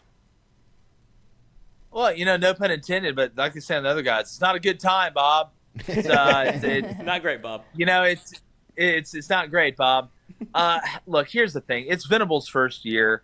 I always give a guy a benefit of the doubt in his first year. And if you look, it's the same thing with Arkansas at Oklahoma a little bit. The team speed on defense is lacking. Max Duggan, the quarterback for TCU, is pretty fast, but he's not Usain Bolt. He looked like Usain Bolt running the 100 meters against Oklahoma and the guys in the back end. Oklahoma's just slow on defense. They're slow. You get past the first level, you're gone. Now, I will say TCU always does this to somebody at least once a year, and then they'll go lose to like somebody they have no business losing to and score like 3 points. But maybe Sonny Dykes has turned the corner there. I mean, do we start talking about Sonny Dykes, Coach of the Year candidate? I mean, they're undefeated. They slapped around SMU. You look at the Big 12 right now, it's a pretty deep conference. Now, the schedule doesn't exactly get easier for them or Oklahoma State, but they get Oklahoma State at home. So, look, Oklahoma right now, you're going to have the fanatics that panic. You're going to have the people that still blame Lincoln Riley, but it's year 1 under Brent Venables. Give him some time. The defense will get better. The offense, really hasn't been the main source of the problem. Now, Dylan Gabriel got knocked out, and they got jumped by TCU early in that game. I mean, guys, TCU had 41 points at half. That means you scored over a point a minute. Over a point a minute. This ain't basketball, Jordy. Like, over a point a minute. That's wild. No, it was wild, man. When I saw that score rolling across, like the first half score, I was like, that can't be right, man. I mean, TCU is knocking it's like, down. you know how you get the score alerts at the bottom? Like, it's like the yellow line, like ESPN, like score alert. It was like a score alert every 30 seconds for TCU and Oklahoma. So I'm thinking in my mind every time it pops up, I'm like, oh, Oklahoma must have scored. Like, here goes the shootout. But it's like TCU 10-3, 17-3, 24-3, 41-10. It's just like, oh my God. Last one, I'll get you out of here. Tennessee, Hendon Hooker, Josh Heupel coming into Baton Rouge on Saturday. They got a lot of offense that they're bringing with them. What do you make of this team after a week off? They're going to be rested. You know what you're going to get from Josh Heupel. You're going to get that up-tempo offense. To me, that kind of negates a little bit of the noise that you get as well. I think that's one aspect of that up-tempo offense not a lot of people talk about. The crowd's having to catch up. I mean, hell, the play they're still booing or cheering at the play before by the time Tennessee snaps the other one. So, look, I think it's going to be a good game. I think it's going to be somewhat of a low-scoring game. I expect LSU's secondary to step up. The base plays you're going to be getting out of the up-tempo. But the biggest thing to stop Tennessee is stopping the run. And that's not just a running back. That's Hendon Hooker, too. Because if Tennessee starts rolling up 3-and-outs going at that pace, they still don't have enough depth on defense. And I think you could start to see the walls crack with Jayden Daniels in that run game. But I don't think LSU can win a 45-42 game with the way they operate offensively. I think for LSU to win this game, it needs to be, maybe a 31-27, maybe a 30-24 type game. And I think they can hold Tennessee down. Obviously, the crowd's going to be in their favor. But, it's got to be nice, again, for LSU fans at this point in the season to be playing a game that is very meaningful and not looking like things are falling off a cliff and, Edo's out there at South Beach, during the weekend hanging out with Toez or whatever. So, no, it's got to be yeah, that's exactly right. But for that amount of money, please fire me. I'll help everybody, around the building. I'll carry stuff out. I'll walk old people across the street. But, no, it should be a hell of a game. I'm going to wait a little bit. I need to see the injury report, the one that's official, before I go out and kind of have any idea able to win this one. Ooh. Oh, he's back. Right. One more before you go. Sorry. No worries. You mentioned the LSU offense. How sustainable is LSU and what they're doing offensively, and like what their identity is in terms of offensively? Well, like for this year with the personnel you have, I think it kind of is what it is. Not that you can't grow a little more in the pass game, but Jayden Daniels didn't get into that second read. I think every LSU fan should just go ahead and get to the point where they've accepted either the first guy's going to be open or Jayden's taken off. Now, I do think Auburn, and you're going to see more teams attempt to do this, keeping him in the pocket, kind of muddle rushing him a little bit, not rushing past him, obviously gave him some problems, especially in the first half. But LSU is going to have to find a way. If they're going to beat teams that are better than them, that aren't going to beat themselves, because, again, most teams lose games, they don't win them. If they're going to play teams that aren't going to beat themselves, they're going to have to find a way to be more balanced than they have been in the passing game. Whether that's more modified runs, which are short passes, whether it's getting Jayden Daniels in more of a rhythm early, whether that's throwing more on first down. But, guys, I got to say, if you go back and watch that Auburn-LSU game, LSU's wide receivers have to catch the damn ball. Yeah. I mean, they dropped a ton of balls in the first half and on early downs. LSU was attempting to throw it on early downs because Auburn, just like a lot of teams against LSU, are going to be like, all right, you're going to have to throw it to beat us. We know if we get you in 2nd down and 8, 3rd down and 7, that's going to put Jayden Daniels in a tough spot outside of him breaking, contain, and running for a first down. So they're going to have to find a way, whether it's the receivers being more consistent catching the ball, whether it's finding ways to get Boutte more involved on jet sweeps and things like that. LSU is going to have to find a way to be more explosive and score more points and be more balanced on offense, because you're not going to out-clean everybody, and everybody's offense isn't as hot dog water-ish as Auburn's. Jake Crain, have a great week, buddy. We'll talk to you next Monday. Talk to you guys next Monday. Good luck against Tennessee. Later. There he is, host of the Crain and Company show that you can find on YouTube. You can find him on Twitter at @JakeCrain_ to follow him today. Every Monday he's here with us. That conversation, compliments of Shelton at SNL Pest Control. He's coming to my house tomorrow, actually. I fired more my people. other company. and Oh. hired Shelton because Wow. he's that good. They do everything. We got roaches and spiders up in our house right now because we're under construction. So he's coming. He's going to do the full treatment. They are family owned and operated. They're in Greenwell Springs, but they can serve the entire Baton Rouge, greater Baton Rouge area. Call them at 225-262-0496. It's SNL Pest Services. He's a morning person too, He is a morning person. Shelton. So if you need him Very early in the morning, early. it's all good. All right, good stuff Speaking from of Jake morning Crain. people, I watched the first episode of Dahmer. Like this morning? No, it just seems like Dahmer's a morning person. I'm on number 6, and I'm so disturbed. Like, I have to watch. That you're attracted to him? No, I'm not. It's not like a Ted Bundy thing. I'm not I would attracted say to that Dahmer. is he a morning person or was he a? Maybe he's a late nighter. Yeah. He's just He's a an hoot insane owl. It person. doesn't- I don't think so- he sleeps. What are those people called? Not narcissists. Narcoleptics. Wait, those are people that fall asleep all the time, right? Yeah. I don't know. What Who are is the a people person that called don't that doesn't sleep? Insomnia? Yes. Yes. Insomniacs. Yes. Yeah, it's a super disturbing show, but I feel like everyone's watching it, so I feel the need to like keep up, so I can keep up with just like social media on it. It's I have not gone bizarre. back since the first one. The entire one I watched last night was almost silent because it's deaf people, and so you have to read the whole thing. No, like no. it is super creative, I will say that, but it is super disturbing. Super memeable too. Oh my god, everything about it's a meme. That's why I'm still watching it, because I wouldn't understand social media if I didn't. Like football memes, people are using it for football memes. I mean, I know, I saw yours. the putting the great. VHS into the VCR Yes. is just a great one. It is Like, I great. told you we're gonna watch a movie. We're just gonna watch a movie. We're just gonna watch some videotapes. It is great. It is great. It's a very weird show, though. That guy, dude. The episode 1, I think, is like I guess his last attempted killing. It feels like. Yeah. Yeah. And like that guy's like, he's jacked. He is. Yeah. And he's like, there's no way this guy's gonna get me. Like, no. And Dahmer is super like scary He is strong. jacked. Like, but it's like a Hulk type anger. Yeah. It's like you can't combat that. Yeah. Right. No matter, you could be Mr. Like, World, you know. Deep issues. Yeah, it's like Well, yeah, he's it just goes mad. back to his childhood. Like, Way mad. And his dad wrote a book And he's about hammered. it, too. Yeah, he's hammered all the time. But his dad wonders about certain things, trauma that happened in his childhood, if that, like, Oh, led to no, this. Thank you, Mr. Behavior. Dahmer. Yeah, it's a little too late I mean, there, yeah. Sir Dahmer. I mean, he's Right? eaten 13 people that we know of. Serving I up meat mean, sandwiches to And I just think my it's neighbor. pretty accurate. The only thing I've read that's not is that during the show they said he took like a 9-year break between killings, and that is Wow. not accurate. He did not take No, 9 he did years. not. It was like a No few way. months between. Yeah. So I don't know why they added that part, but geez, what a disturbing individual. Rebecca, it's like watching Grey's Anatomy with my father. He's like, that's not how you do that. That's not how you do like doctor stuff. And with the Dahmer, she's like, that's Yeah. not true. That's not what happened. She knows how to serial kill. Well, she's like, shit, I'd be dead by now. Good night, yeah. Sleep tight. I did miss Friday.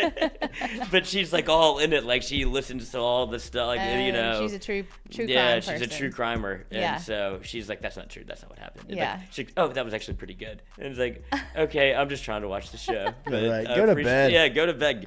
I can't.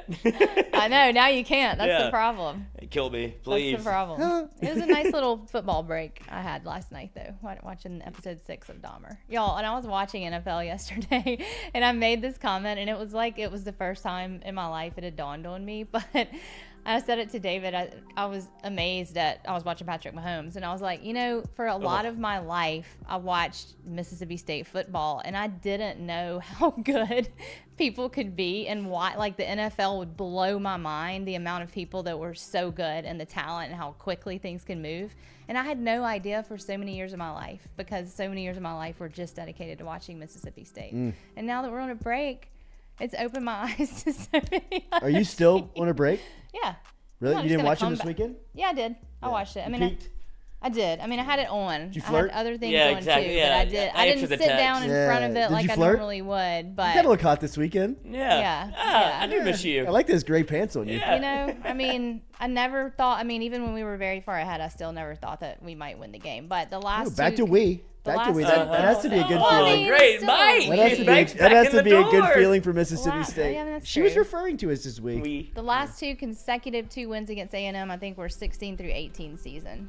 And now Jimbo's getting paid $18 million to lose twice to Yeah. Mississippi State over the last 2 seasons. They owe so- they owe Jimbo $85 million. Whew. That's a tough spot. Yeah. I mean, that is I remember the Les Miles dark days when there was no out on Miles. Ugh. Like when there was when you would like ask around up in the administration building, like everybody knows how much of a dipshit this guy is, right? Like, I mean, like, why is nobody pushing him out? And they're like, man, you can't afford it. You just can't pay the money to get rid of him. And you're just, it's crazy. You're at a point where you're just so frustrated and mad that there's nothing that can be done. And back then the number was, and this is probably relevant, but I mean, back then, it was like $15 million on Miles that you would have had to pay him if you would have fired him. So, I mean, it wasn't like this egregious number of $85 million. I know that Texas A&M has, $85 million in a coffer somewhere in somebody's, ashtray of their Bentley that they can fork over. But, I mean, that's a tough number to digest when watching that offense, thinking that when you hired Jimbo Fisher – that you were going to become, at least relevant offensively. Not as if you're like putting up these video game numbers or that you're, rewriting offensive strategy or scheme, but at least you would be relevant in offensive football where you watch. They made a quarterback change, and I know Max Johnson did something to his hand or to his finger on his throwing hand that brought Hayes King back in. It doesn't matter who's in. Like it's unfair criticism on the quarterback spot at Texas A&M because it's legit like some Les Miles stuff. Like they are just so back beyond the times that it's tough to watch. It is tough I mean, it is hard to watch. Even he's regressed from his LSU. I don't know if days. he's regressed or if he's just never progressed since then. It's like strange. it's the same offense that Rohan and them ran. I mean, it looks identical to what they were running at LSU in 2002. And when they were running it, it was awesome and it was putting up points. But the game has evolved so much since then, and he has not. What's going to happen He at has Alabama? not. I mean, a few months ago, I thought this was going to be such a fun game. Saban, he will put 60 on him. Oh, yeah. It's going to be He'll awesome. put 60. personal. He will put 60 on him just for the recruiting conversation alone. Like, do you understand like where I stand now? Like he is going to make a point Oh, my God. to It scares drag me. the floor. What do you think the spread is? Do you know already? I can find out very quickly. If they were favored by 17 over Arkansas in Fayetteville, I'm saying that the line, and I have not seen it, I'm saying that the line of Alabama hosting Texas A&M in prime time would be 24.5 points. 27 points would be I would say 27 would be the ceiling of it. 24. 24. I would take Alabama. Yeah, I mean, yeah. No. I would take Alabama right now. I mean, I would reserve the number right now, and then come Saturday morning, I would like to see where it kicks off at or where at least the game day number is because if anything, I think that number is going to go up. Yeah, I mean It's not going to go opened down. at 23.5, and it got to 25, and There now you it's go. at 24. Yeah, it's just. It's but gonna it be a doesn't sad feel game. like they're gonna. Dominate. Did you say you don't feel like they are? Well, just what I saw from LSU Auburn, like the talent discrepancy isn't that far apart, but I guess there's like probably some personal beef to where they're like more, do it again. You talking about Bama? Oh, coach, Like- it's personal. Yeah, that's what I'm Like, saying. it And Nick is Saban is rarely personal. It's- Beyond personal too. Yeah. And I mean, like Jimbo created us. it's so personal that we know it's personal, But Bryce Young's out. but like even beyond like into the office. They got like, this another is- Bryce Young. This is something. Yeah, right. What are you I mean, gonna, who does- I mean- you gonna bet against Milrow? I mean, They're yeah. like Toys R Us. It's like It's I was just like, arguing oh, with here's David your about next that. He new was one. like, he's not going to be as good as Bryce Young. I was like, watch. Yes, he will. You think they don't have a backup that's just as good? You He think looked like Nick a running Saban's back. not prepared? It's He freaking looked crazy. like he would start at running back for LSU. He said that remember last year they said that's the fastest player on the team. Like Did you pound see for the pound. Did you see the video Run? of him that came out of him squatting? Oh, Power cleaning. Is that Jalen Hurts type stuff? Oh, where it's just like he's defensive lineman strong.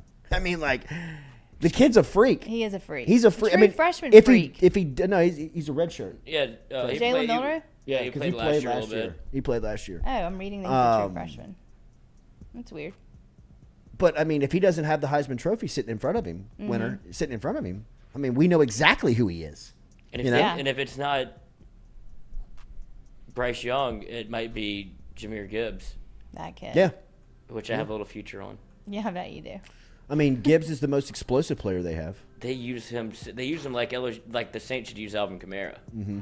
If they could ever get that thing figured out. Great loss by the Saints. I mean, they don't even have their draft pick. It goes to the Eagles. Gross. Have they said if Young is playing next week or no? Because the injury's not that bad, right? It's a shoulder, throwing shoulder. I know, but no sign of a sling or anything. You won't hear if he's playing or not for a while. He learned from Belichick. I mean, we're on to next week. He's what do I look like, a medical professional? I forgot about that quote. He's not going to tell you anything. He's not going to say anything. We're on to Cincinnati. Yeah, they got some freaks. They got backup freaks. Yeah. You know, it's Alabama. Jalen You'd Milroe. be an idiot to think Nick isn't totally prepared. It doesn't matter. I mean, he was laughing at him on Yeah. Saturday. He was like, how fun I mean, is we this? put up points when he came in. They scored 35 points when he came in. My quarterback runs a 4.2. Hey, it was like it wasn't like we regressed. Actually, might have a quarterback controversy. And he won the Heisman. The Saints are tough to watch, man. Oh, man. Like, not fun. No, they're not fun to watch. Poor Remember our Saints. friends over at Barker Brothers Plumbing and Works. If you want to flush Because the the Saints Saints from stink, yesterday, yeah. man, they stink. Get in touch with them, 225-776-2431, 225-776-2431. Mention the Culotta Show. Take 15% off. No website, no social media. Call Jude Barker and the crew today. They're number one in the number two business. They got certified carpenters on staff so they can help you out the next time you're in a remodel for an industrial Jesus. or residential remodel. He's a carpenter as well. 225-776-2431. Family business. Yeah, he's Jesus. Yeah, he is. Pray to Barker Brothers Plumbing and Works. They'll answer all of your prayers help this the How morning. did Mary explain that to John? Oof, Lloyd, back Who's out of here. John? Back out of here. Oh, Back no, out of who's here. the Back out dad? of here. Back out of here. Joseph, when she was like, I'm pregnant, but nothing happened. Like, okay. Who is he? Yeah. That'll always be a mystery, God. Lloyd. It'll always be a mystery. I'm not sure. I don't know. We should Why get don't you into pray that. about it? I don't believe you. Don't believe you. What's his name? And so it begins. God. Oh, The New Orleans don't Saints. eat that apple. They are they're extremely tough to watch, man. They are, as we y'all. said, they are the most penalized team in the league, and they lead the league in turnovers. They have one win on the season, and they beat Atlanta 27-26. It is easy to fathom the Saints being 0-4 at this point. Yesterday was brutal. Yeah. Versus the Vikings. They led it off. I loved an 8:30 a.m. kickoff, though. That I was gotta cool. be honest. It was cool. But Will Lutz had a 60-yarder, which looked like had enough for like 70. Well, he made a 60-yarder, then he had to come back and kick a 61-yarder. That's what I'm saying. Yeah. The 60-yarder that he drilled looked like 61 would have been fine. I mean, he could kick it from wherever. I don't know what the if there's like a Denver type air quality in London. Yeah, I don't know, man. So I don't know if it's like higher Double altitude. That bounce of the Double ball. It was doink. like slow motion. Like, I mean, did you even want him to make it? Like, what are we gonna do at overtime? Like, what's the point? We're gonna kick it again? I had LSU plus 6. I mean, I had the Saints plus 6.5. I live bet them, so I was like, kind of miss it. So because if we go to overtime, right. Then your potential. right? Yeah. So I was happy with the result. Andy Dalton looked like Andy Dalton. I mean, He's got great hair. he's doing too much with it. Right? It's almost too Hollywood. Right. For red hair. Yeah. He's really playing it It's up. got great flow. He looks like the have you seen the Incredibles? He looks like the bad guy in the Incredibles. Yes, like the kid. he does. Yeah. I mean, he looks. He's got a movie's like look to him. Yeah. Like his It's too hair. much. Yeah, I get it. You have to be better. Justin Jefferson went absolutely ham yesterday Movie as star. he had 10 catches on Marshawn Lattimore. Let him know about all of them. Those two were going back and forth at it all day. 10 for 147 for Jets yesterday. He also had a carry and a score in which he grittied. He could have grittied in. He grittied for the Brits They're lunatics over there. Oh, they were having a blast. They are having a ball, and they are all Jersey guys. Bunch of Jersey people. No clue what's going on. Like they're just wearing any jersey. Saw Favre jerseys. Oh, saw like Brad Johnson jerseys You of didn't Vikings. see Favre jerseys. I saw Favre jerseys. Really? Absolutely. They have no idea that he's stealing from the I can't welfare of believe somebody's wearing Mississippi. a Favre jersey. They could care less if they with Favre's robbing his own state blind from the poor. robbing That's Peter true. to They pay probably Paul. don't care. Yeah, right. That's true. They don't care. Yeah, right. I remember Football. Brett. Yeah, right. American football. I didn't know that their favorite part of the game was the kicker. Makes Of sense. course. Well, wouldn't it? Yeah, it it does makes make sense. That's the only I thing. wonder if Lutz is a goat. You know, They're like, dude, that's worth 3 points. If you did that for soccer, they'd be, running up the score. Like, and maybe Americans would watch. Saints now traveling back from London. Keep them there. 1-3 on the season. They come back to play the Seahawks as they will be at home. Whose line is it anyway? You versus want to guess? The Seahawks. You got a line here? You asking me to guess a line here? Uh-huh. Seahawks are what? Where is Seahawks on the season? They're 2-2. 3 Saints. Is it at? It's in New Orleans. Okay, let's see. Caesars Sportsbook. Yes, and we have it at FM full. Oh my goodness. What is it? Oh no, this is like. Hold on, sorry, wrong week. Wrong. Let's go to week 5. Jesus Lord. Oh, come on now. Thought you were healthy. I do feel better. Thank you for the minus. It opened up at -6, now to 4.5. Saints -4.5. I feel like you could probably take the Seahawks there. Seems like Geno hadn't been bad. No, he hadn't. I'm not one to blame the referees, but it did feel like a little bit of a referee game in London. That was a tough call on Tyrann Mathieu. Yeah, a lot of people said that. I mean, He didn't do anything. what was the call? Illegal hands to the face? I mean, what do you mean? And then even on the Marshawn Lattimore play, it didn't feel like that was pass interference either. Great visor by him, by the way. Looked great. Yeah. But tough. Yeah, lots of ref complaining. I mean, it was just on crucial plays. It just felt like they kept adding up, and it didn't seem like they were very ticky-tack. Yeah. Yeah, or I thought Roger was done with the Saints. I thought so Sean too. Payton had left. I thought so too. I think there's some deep wounds there. I mean, Peyton went after Raj like a bully and the nerd in grade school. I mean, Peyton was the 8th grader, Raj was the 3rd grader, and it was like Peyton never left school. Every year, Raj kept coming back for 5th, 6th, 7th grade. There was Peyton just smacking his gum with his visor on. Come here, Raj. Hey, there he is. I didn't graduate yet. Yeah. Got a couple of Vicodin for you over here, Raj. Open up, you nerd. The thing is, I get older and they stay the same. Right. I saw that LSU is encouraging everybody to wear pink on Saturday. I will not be taking part Why in this. not? Don't tell me what to Pink wear. out. It's for breast Tell me cancer what to awareness. wear. I've been on the breast cancer awareness. It does not mean that I do not support Jordy's breast anti-breast cancer awareness. So no pink. But I for will you. not wear my gold shirts on gold game day. I will Oh, you not don't wear do my that either? whiteout shirt on whiteout game day. I'm not wearing my pink shirt. Come on, pink be a game team day. player. Hell no, I'm not being a team player. I'm already being a team player by It's 11 showing up a.m. and dealing with your traffic and paying your $10.99 for a tiger dog. I'm already signing up for all of this. Don't tell me what to wear, man. I'm not wearing pink. All right. All right? It ain't happening. Right. So quit telling me what to wear. Okay, geez. I'm with you. Don't wear I pink. mean- I'm not wearing pink. Okay. Are you? If it was a I'm not night gonna be game, would here. it be a pink game? What's that? If it was night, would it be pink? Who cares? I What, have do you, no what does idea. that matter if I it's think night or they're day? trying to just give you a little something. 11 a.m. Like, all right, now we have something to. Here's, I mean, obviously, shout out all the survivors for breast Yeah, cancer. I think it's more of an October is breast cancer awareness But type for month. this game, it's like we don't need to take away from what the football is, right? We could have done this Orange. for something else. Yeah, what if it was orange? What if the color was orange for breast cancer? I'm Would not you wearing wear it. Oh, orange? well, then No. no, they wouldn't wear it. When But it's Tennessee not. shows It's up? pink. Thank you. No, Any color no you tell me color's to pink wear, in I'm not football. wearing. I love you. Like, Just like me. wear your purple and gold. I'm wearing black.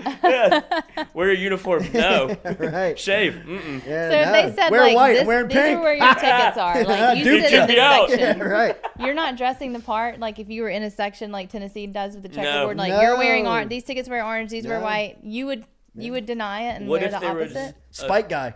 Yeah, Okay. I'm a big Spike guy. What Yeah. if there's a pink shirt in your seat? They laid it out for you. Ah, Like the Pelicans. Here's No? 2 for you. Oh. Keep mine.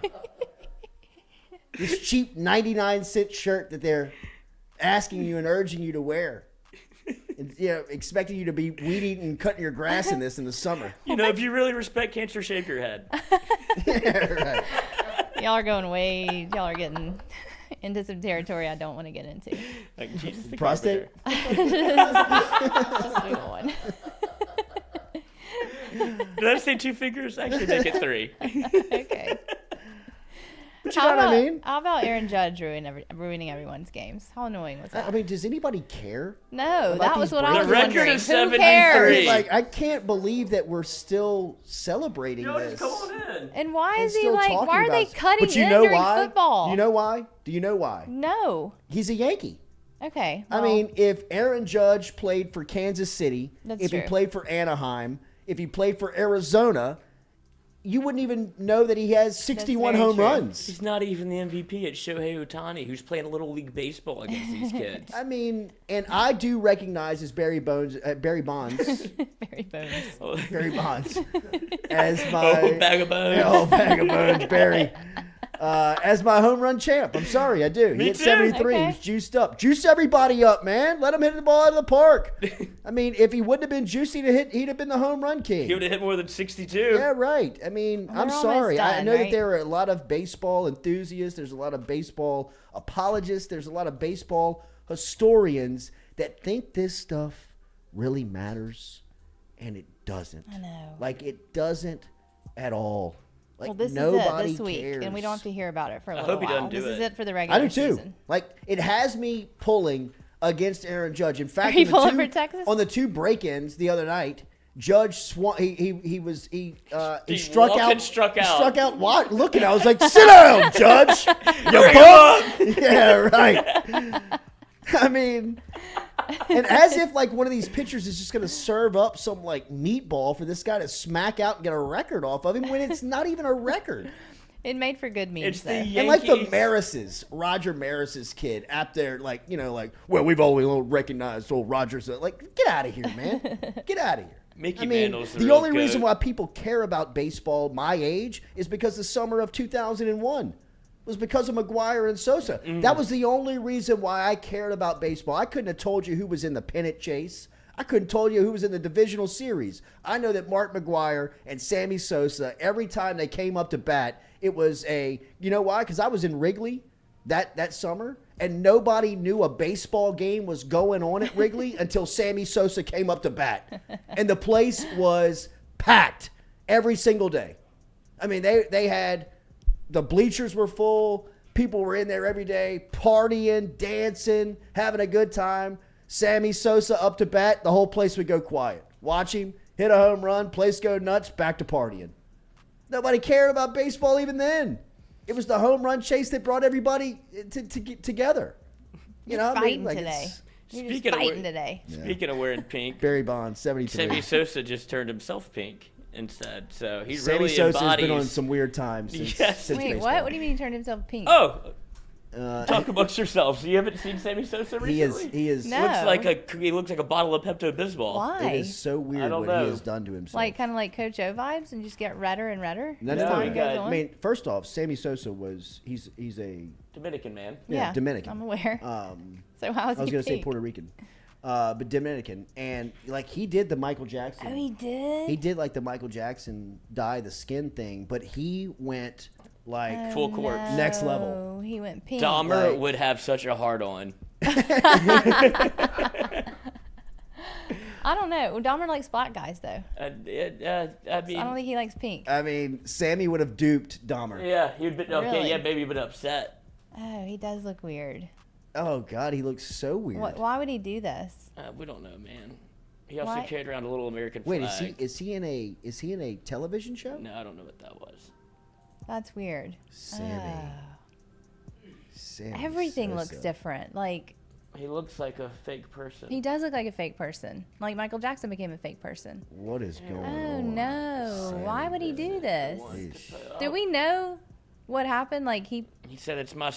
he really purposely did this. Like there's no condition. I There's mean, nothing there's no underlying. accidental. No, he put the cream on. The He cream, did. and, the He cream, did. the cream and the clear. He put the cream on. Oh my No. gosh. Y'all. He changed his eyes. He did change his eyes. That's why I'm asking. Sammy. Like, did something love happen? Sammy Sosa. Me too. too. I loved him. I mean, Cubs in 1998. Ugh. Oh, gosh.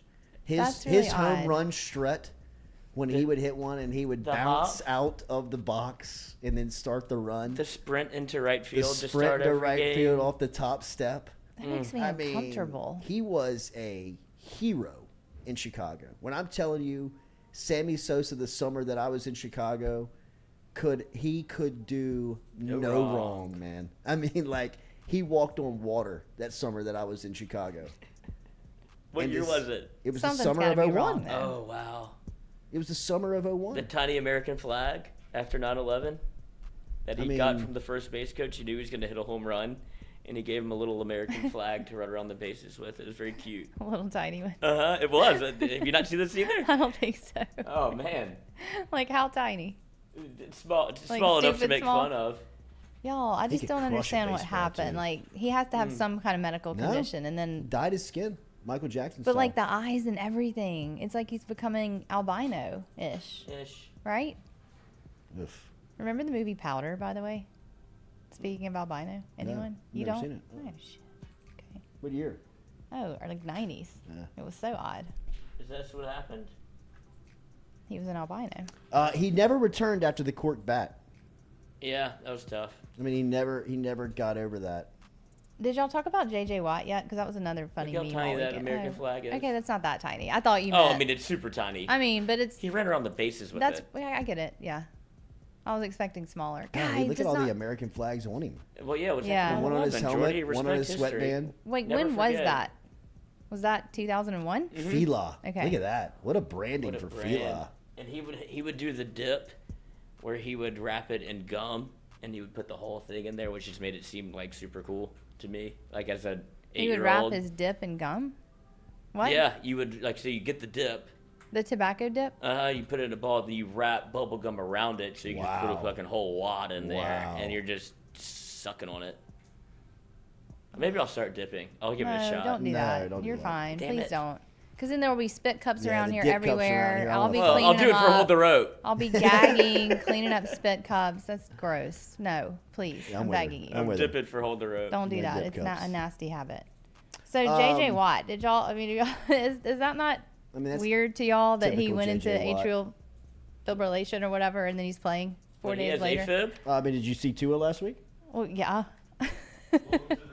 Yeah, right. I mean, I think that's bizarre, though. The machine rolls on. I think Yeah. that's, Get it's these so AFibs weird. off my chest and put my pads on. I Get mean, is me that in a the game. normal thing to do? Yes. And to get shocked back into rhythm on Thursday and then play on a Sunday? I haven't heard that particular story, but Yeah, it I was mean, like all- No, I I know. mean- I mean, I know the JJ Watt story, but I mean, I have not heard that ever. Before. But I mean, that's football. I mean, these guys are happening? like People are going to start dying on the field, I feel like, in front of us. And you know what? We The just saw cameras 7 will banks. continue rolling. I know. 7 bank. I mean, I was devastated. Like, I was in tears watching him. I mean, it's getting, like, scarier and scarier. That had to play a part in LSU's start, right? Like, Absolutely it did. how do you not feel just like Oh, no oogie? doubt. Oh, they were freaked out. No that doubt. absolutely played a part in it. I mean, I believe that, right? Yes. I mean, the whole team is freaked out. Yes. I mean, on the first play of the game, Yeah. that has to have Yeah. But an enormous impact on it. and by the way, targeting, kick him out the game. He's already out the game. Yeah, right. Like, yeah, yeah. Let him Right. know before he No. the ref should have gone up there and just dropped the flag on So- his chest. Wait, Like, and by the you're letter of the out. law, does he have to sit out the first half of this week's game? I mean, it was the first play of the game. If it would have happened in the second half, Okay, that's right. That's right. He has to sit out one play. That's right. That's right. How about John Emery? But I wouldn't expect him to play. No. Huh? he's gonna play this week. No, I would. I just said I wouldn't expect Surely him not, to play. right? I would expect him to play, but I mean, Oh. I was just wondering. But I wouldn't overly be surprised if he did. No, I guess not. You know, I mean, like, Where is he now? Like, oh, he traveled back with the team. with the team? Yeah, he traveled Okay. back with the team. He watched He's okay. McGruber on the flight on the flight home, just Okay. like Tua did. McGruber. You didn't see that story? Mike No. McDaniel had to report because obviously everything that happened with Tua was like a huge deal. It's like, Yeah. okay, we've seen a concussion before. and he had second impact syndrome. It happens. He's not the type. It happened to Tom Savage, and nobody remembers that. But That's right. They said that they watched McGruber on the way home and laughed the whole time, and everybody's like, that's even more of a sign that it's a concussion, that he's laughing at McGruber with you. That's funny. I didn't hear that. But, I mean, football is a violent sport, and I don't mean to make light of it, but Jesus. Right. It just seems like it's getting more violent. So we don't know then if 7 is in or not for Tennessee. No, Probably not. I would Not. I would say no. I mean, if I'm betting on Monday, I would put my money on no. But I would not be surprised if he's a guy. And LSU needs him. Right, exactly. Yeah. I mean, the business of football. Yeah. All right, so we have one question on the way out of here before we get out of here. Somebody was asking about your thoughts on Paul Chryst being fired at Wisconsin. Wisconsin's always been, to me, a sneaky good job. Now being obviously combined in the Big Ten, which they are part of these new money deals that are coming down. They're in a pretty attractive spot. Paul Chryst, who is a Wisconsin graduate, was born in Madison, Wisconsin, finishes his 7.5 seasons as the program's head coach with a 67-26 record. He's won 10 or more games in 4 of his first 5 seasons with the Badgers. He won the Cotton Bowl. He won an Orange Bowl. He won 3 Big Ten West Division titles. But over the last couple of years, really since COVID, they have gotten off to some slow starts. They have now fired him. They owe him some money, and they have elevated Jim Leonard, who is the defensive coordinator and somebody who comes with pretty high reputation within the sport, taking over. Leonard was an All-American defensive back at Wisconsin. He spent a decade in the NFL and was widely regarded as one of the smartest and elite players at his position. So it'll be interesting to see what happens here as they move from Paul Chryst, who was a Wisconsin native, Madison native, played for the university, coached there as an assistant, was the head coach there, having to move on him if they'll go again with somebody with from the inside, from Wisconsin, in Jim Leonard, who they've elevated there. I think you can win at Wisconsin. I think that is a program that sneakily you can get players out of the Midwest. You can build lines of scrimmage. Boy, would Urban go wild in Wisconsin. He would go mad. I mean, they have a place there where they play porn 24/7. You can eat breakfast there. Stop. Yes. What do you mean a place there? It's like that's what their calling card. A public breakfast spot that has TVs in the booth, and they play porn on loud volume. It's like a late night. I mean, you can go during the day if you want. But it's open all the time. It's like Waffle House, but naughty. Why? That is so odd. It is weird. I mean, it's unique. But it kind of gives you a that's urban sense 10. of the town. Yeah. I know guess what I mean? so. Like Madison, Wisconsin, they say is Strange. one of the great college towns. Bucket list. Huh, I've never been. I know. Nobody has. What's Nobody has. No one's ever been to Madison. Not in this room. Jump around. Not in this room. They call the field. Tough way to end. Yeah. Good show today. Thank you for being there. Hit that like button, share button, comment button. We'll be back with you tomorrow. Make sure and subscribe to Mic'd Up. Subscribe to Chopping It Up with Kador. Coach Roger Kador and crew will be in the new studio. We're going to launch them at 10 a.m. We'll see. We'll see. We'll be back with you tomorrow. Camp Randall. 7 a.m. Camp Randall. Jump That's around. Right. That's right. Okay. Jump around. Thank you for starting your week with us. Thank you for being here on this Monday. Like, share, comment. We'll talk to you soon. Watch porn, eat your eggs.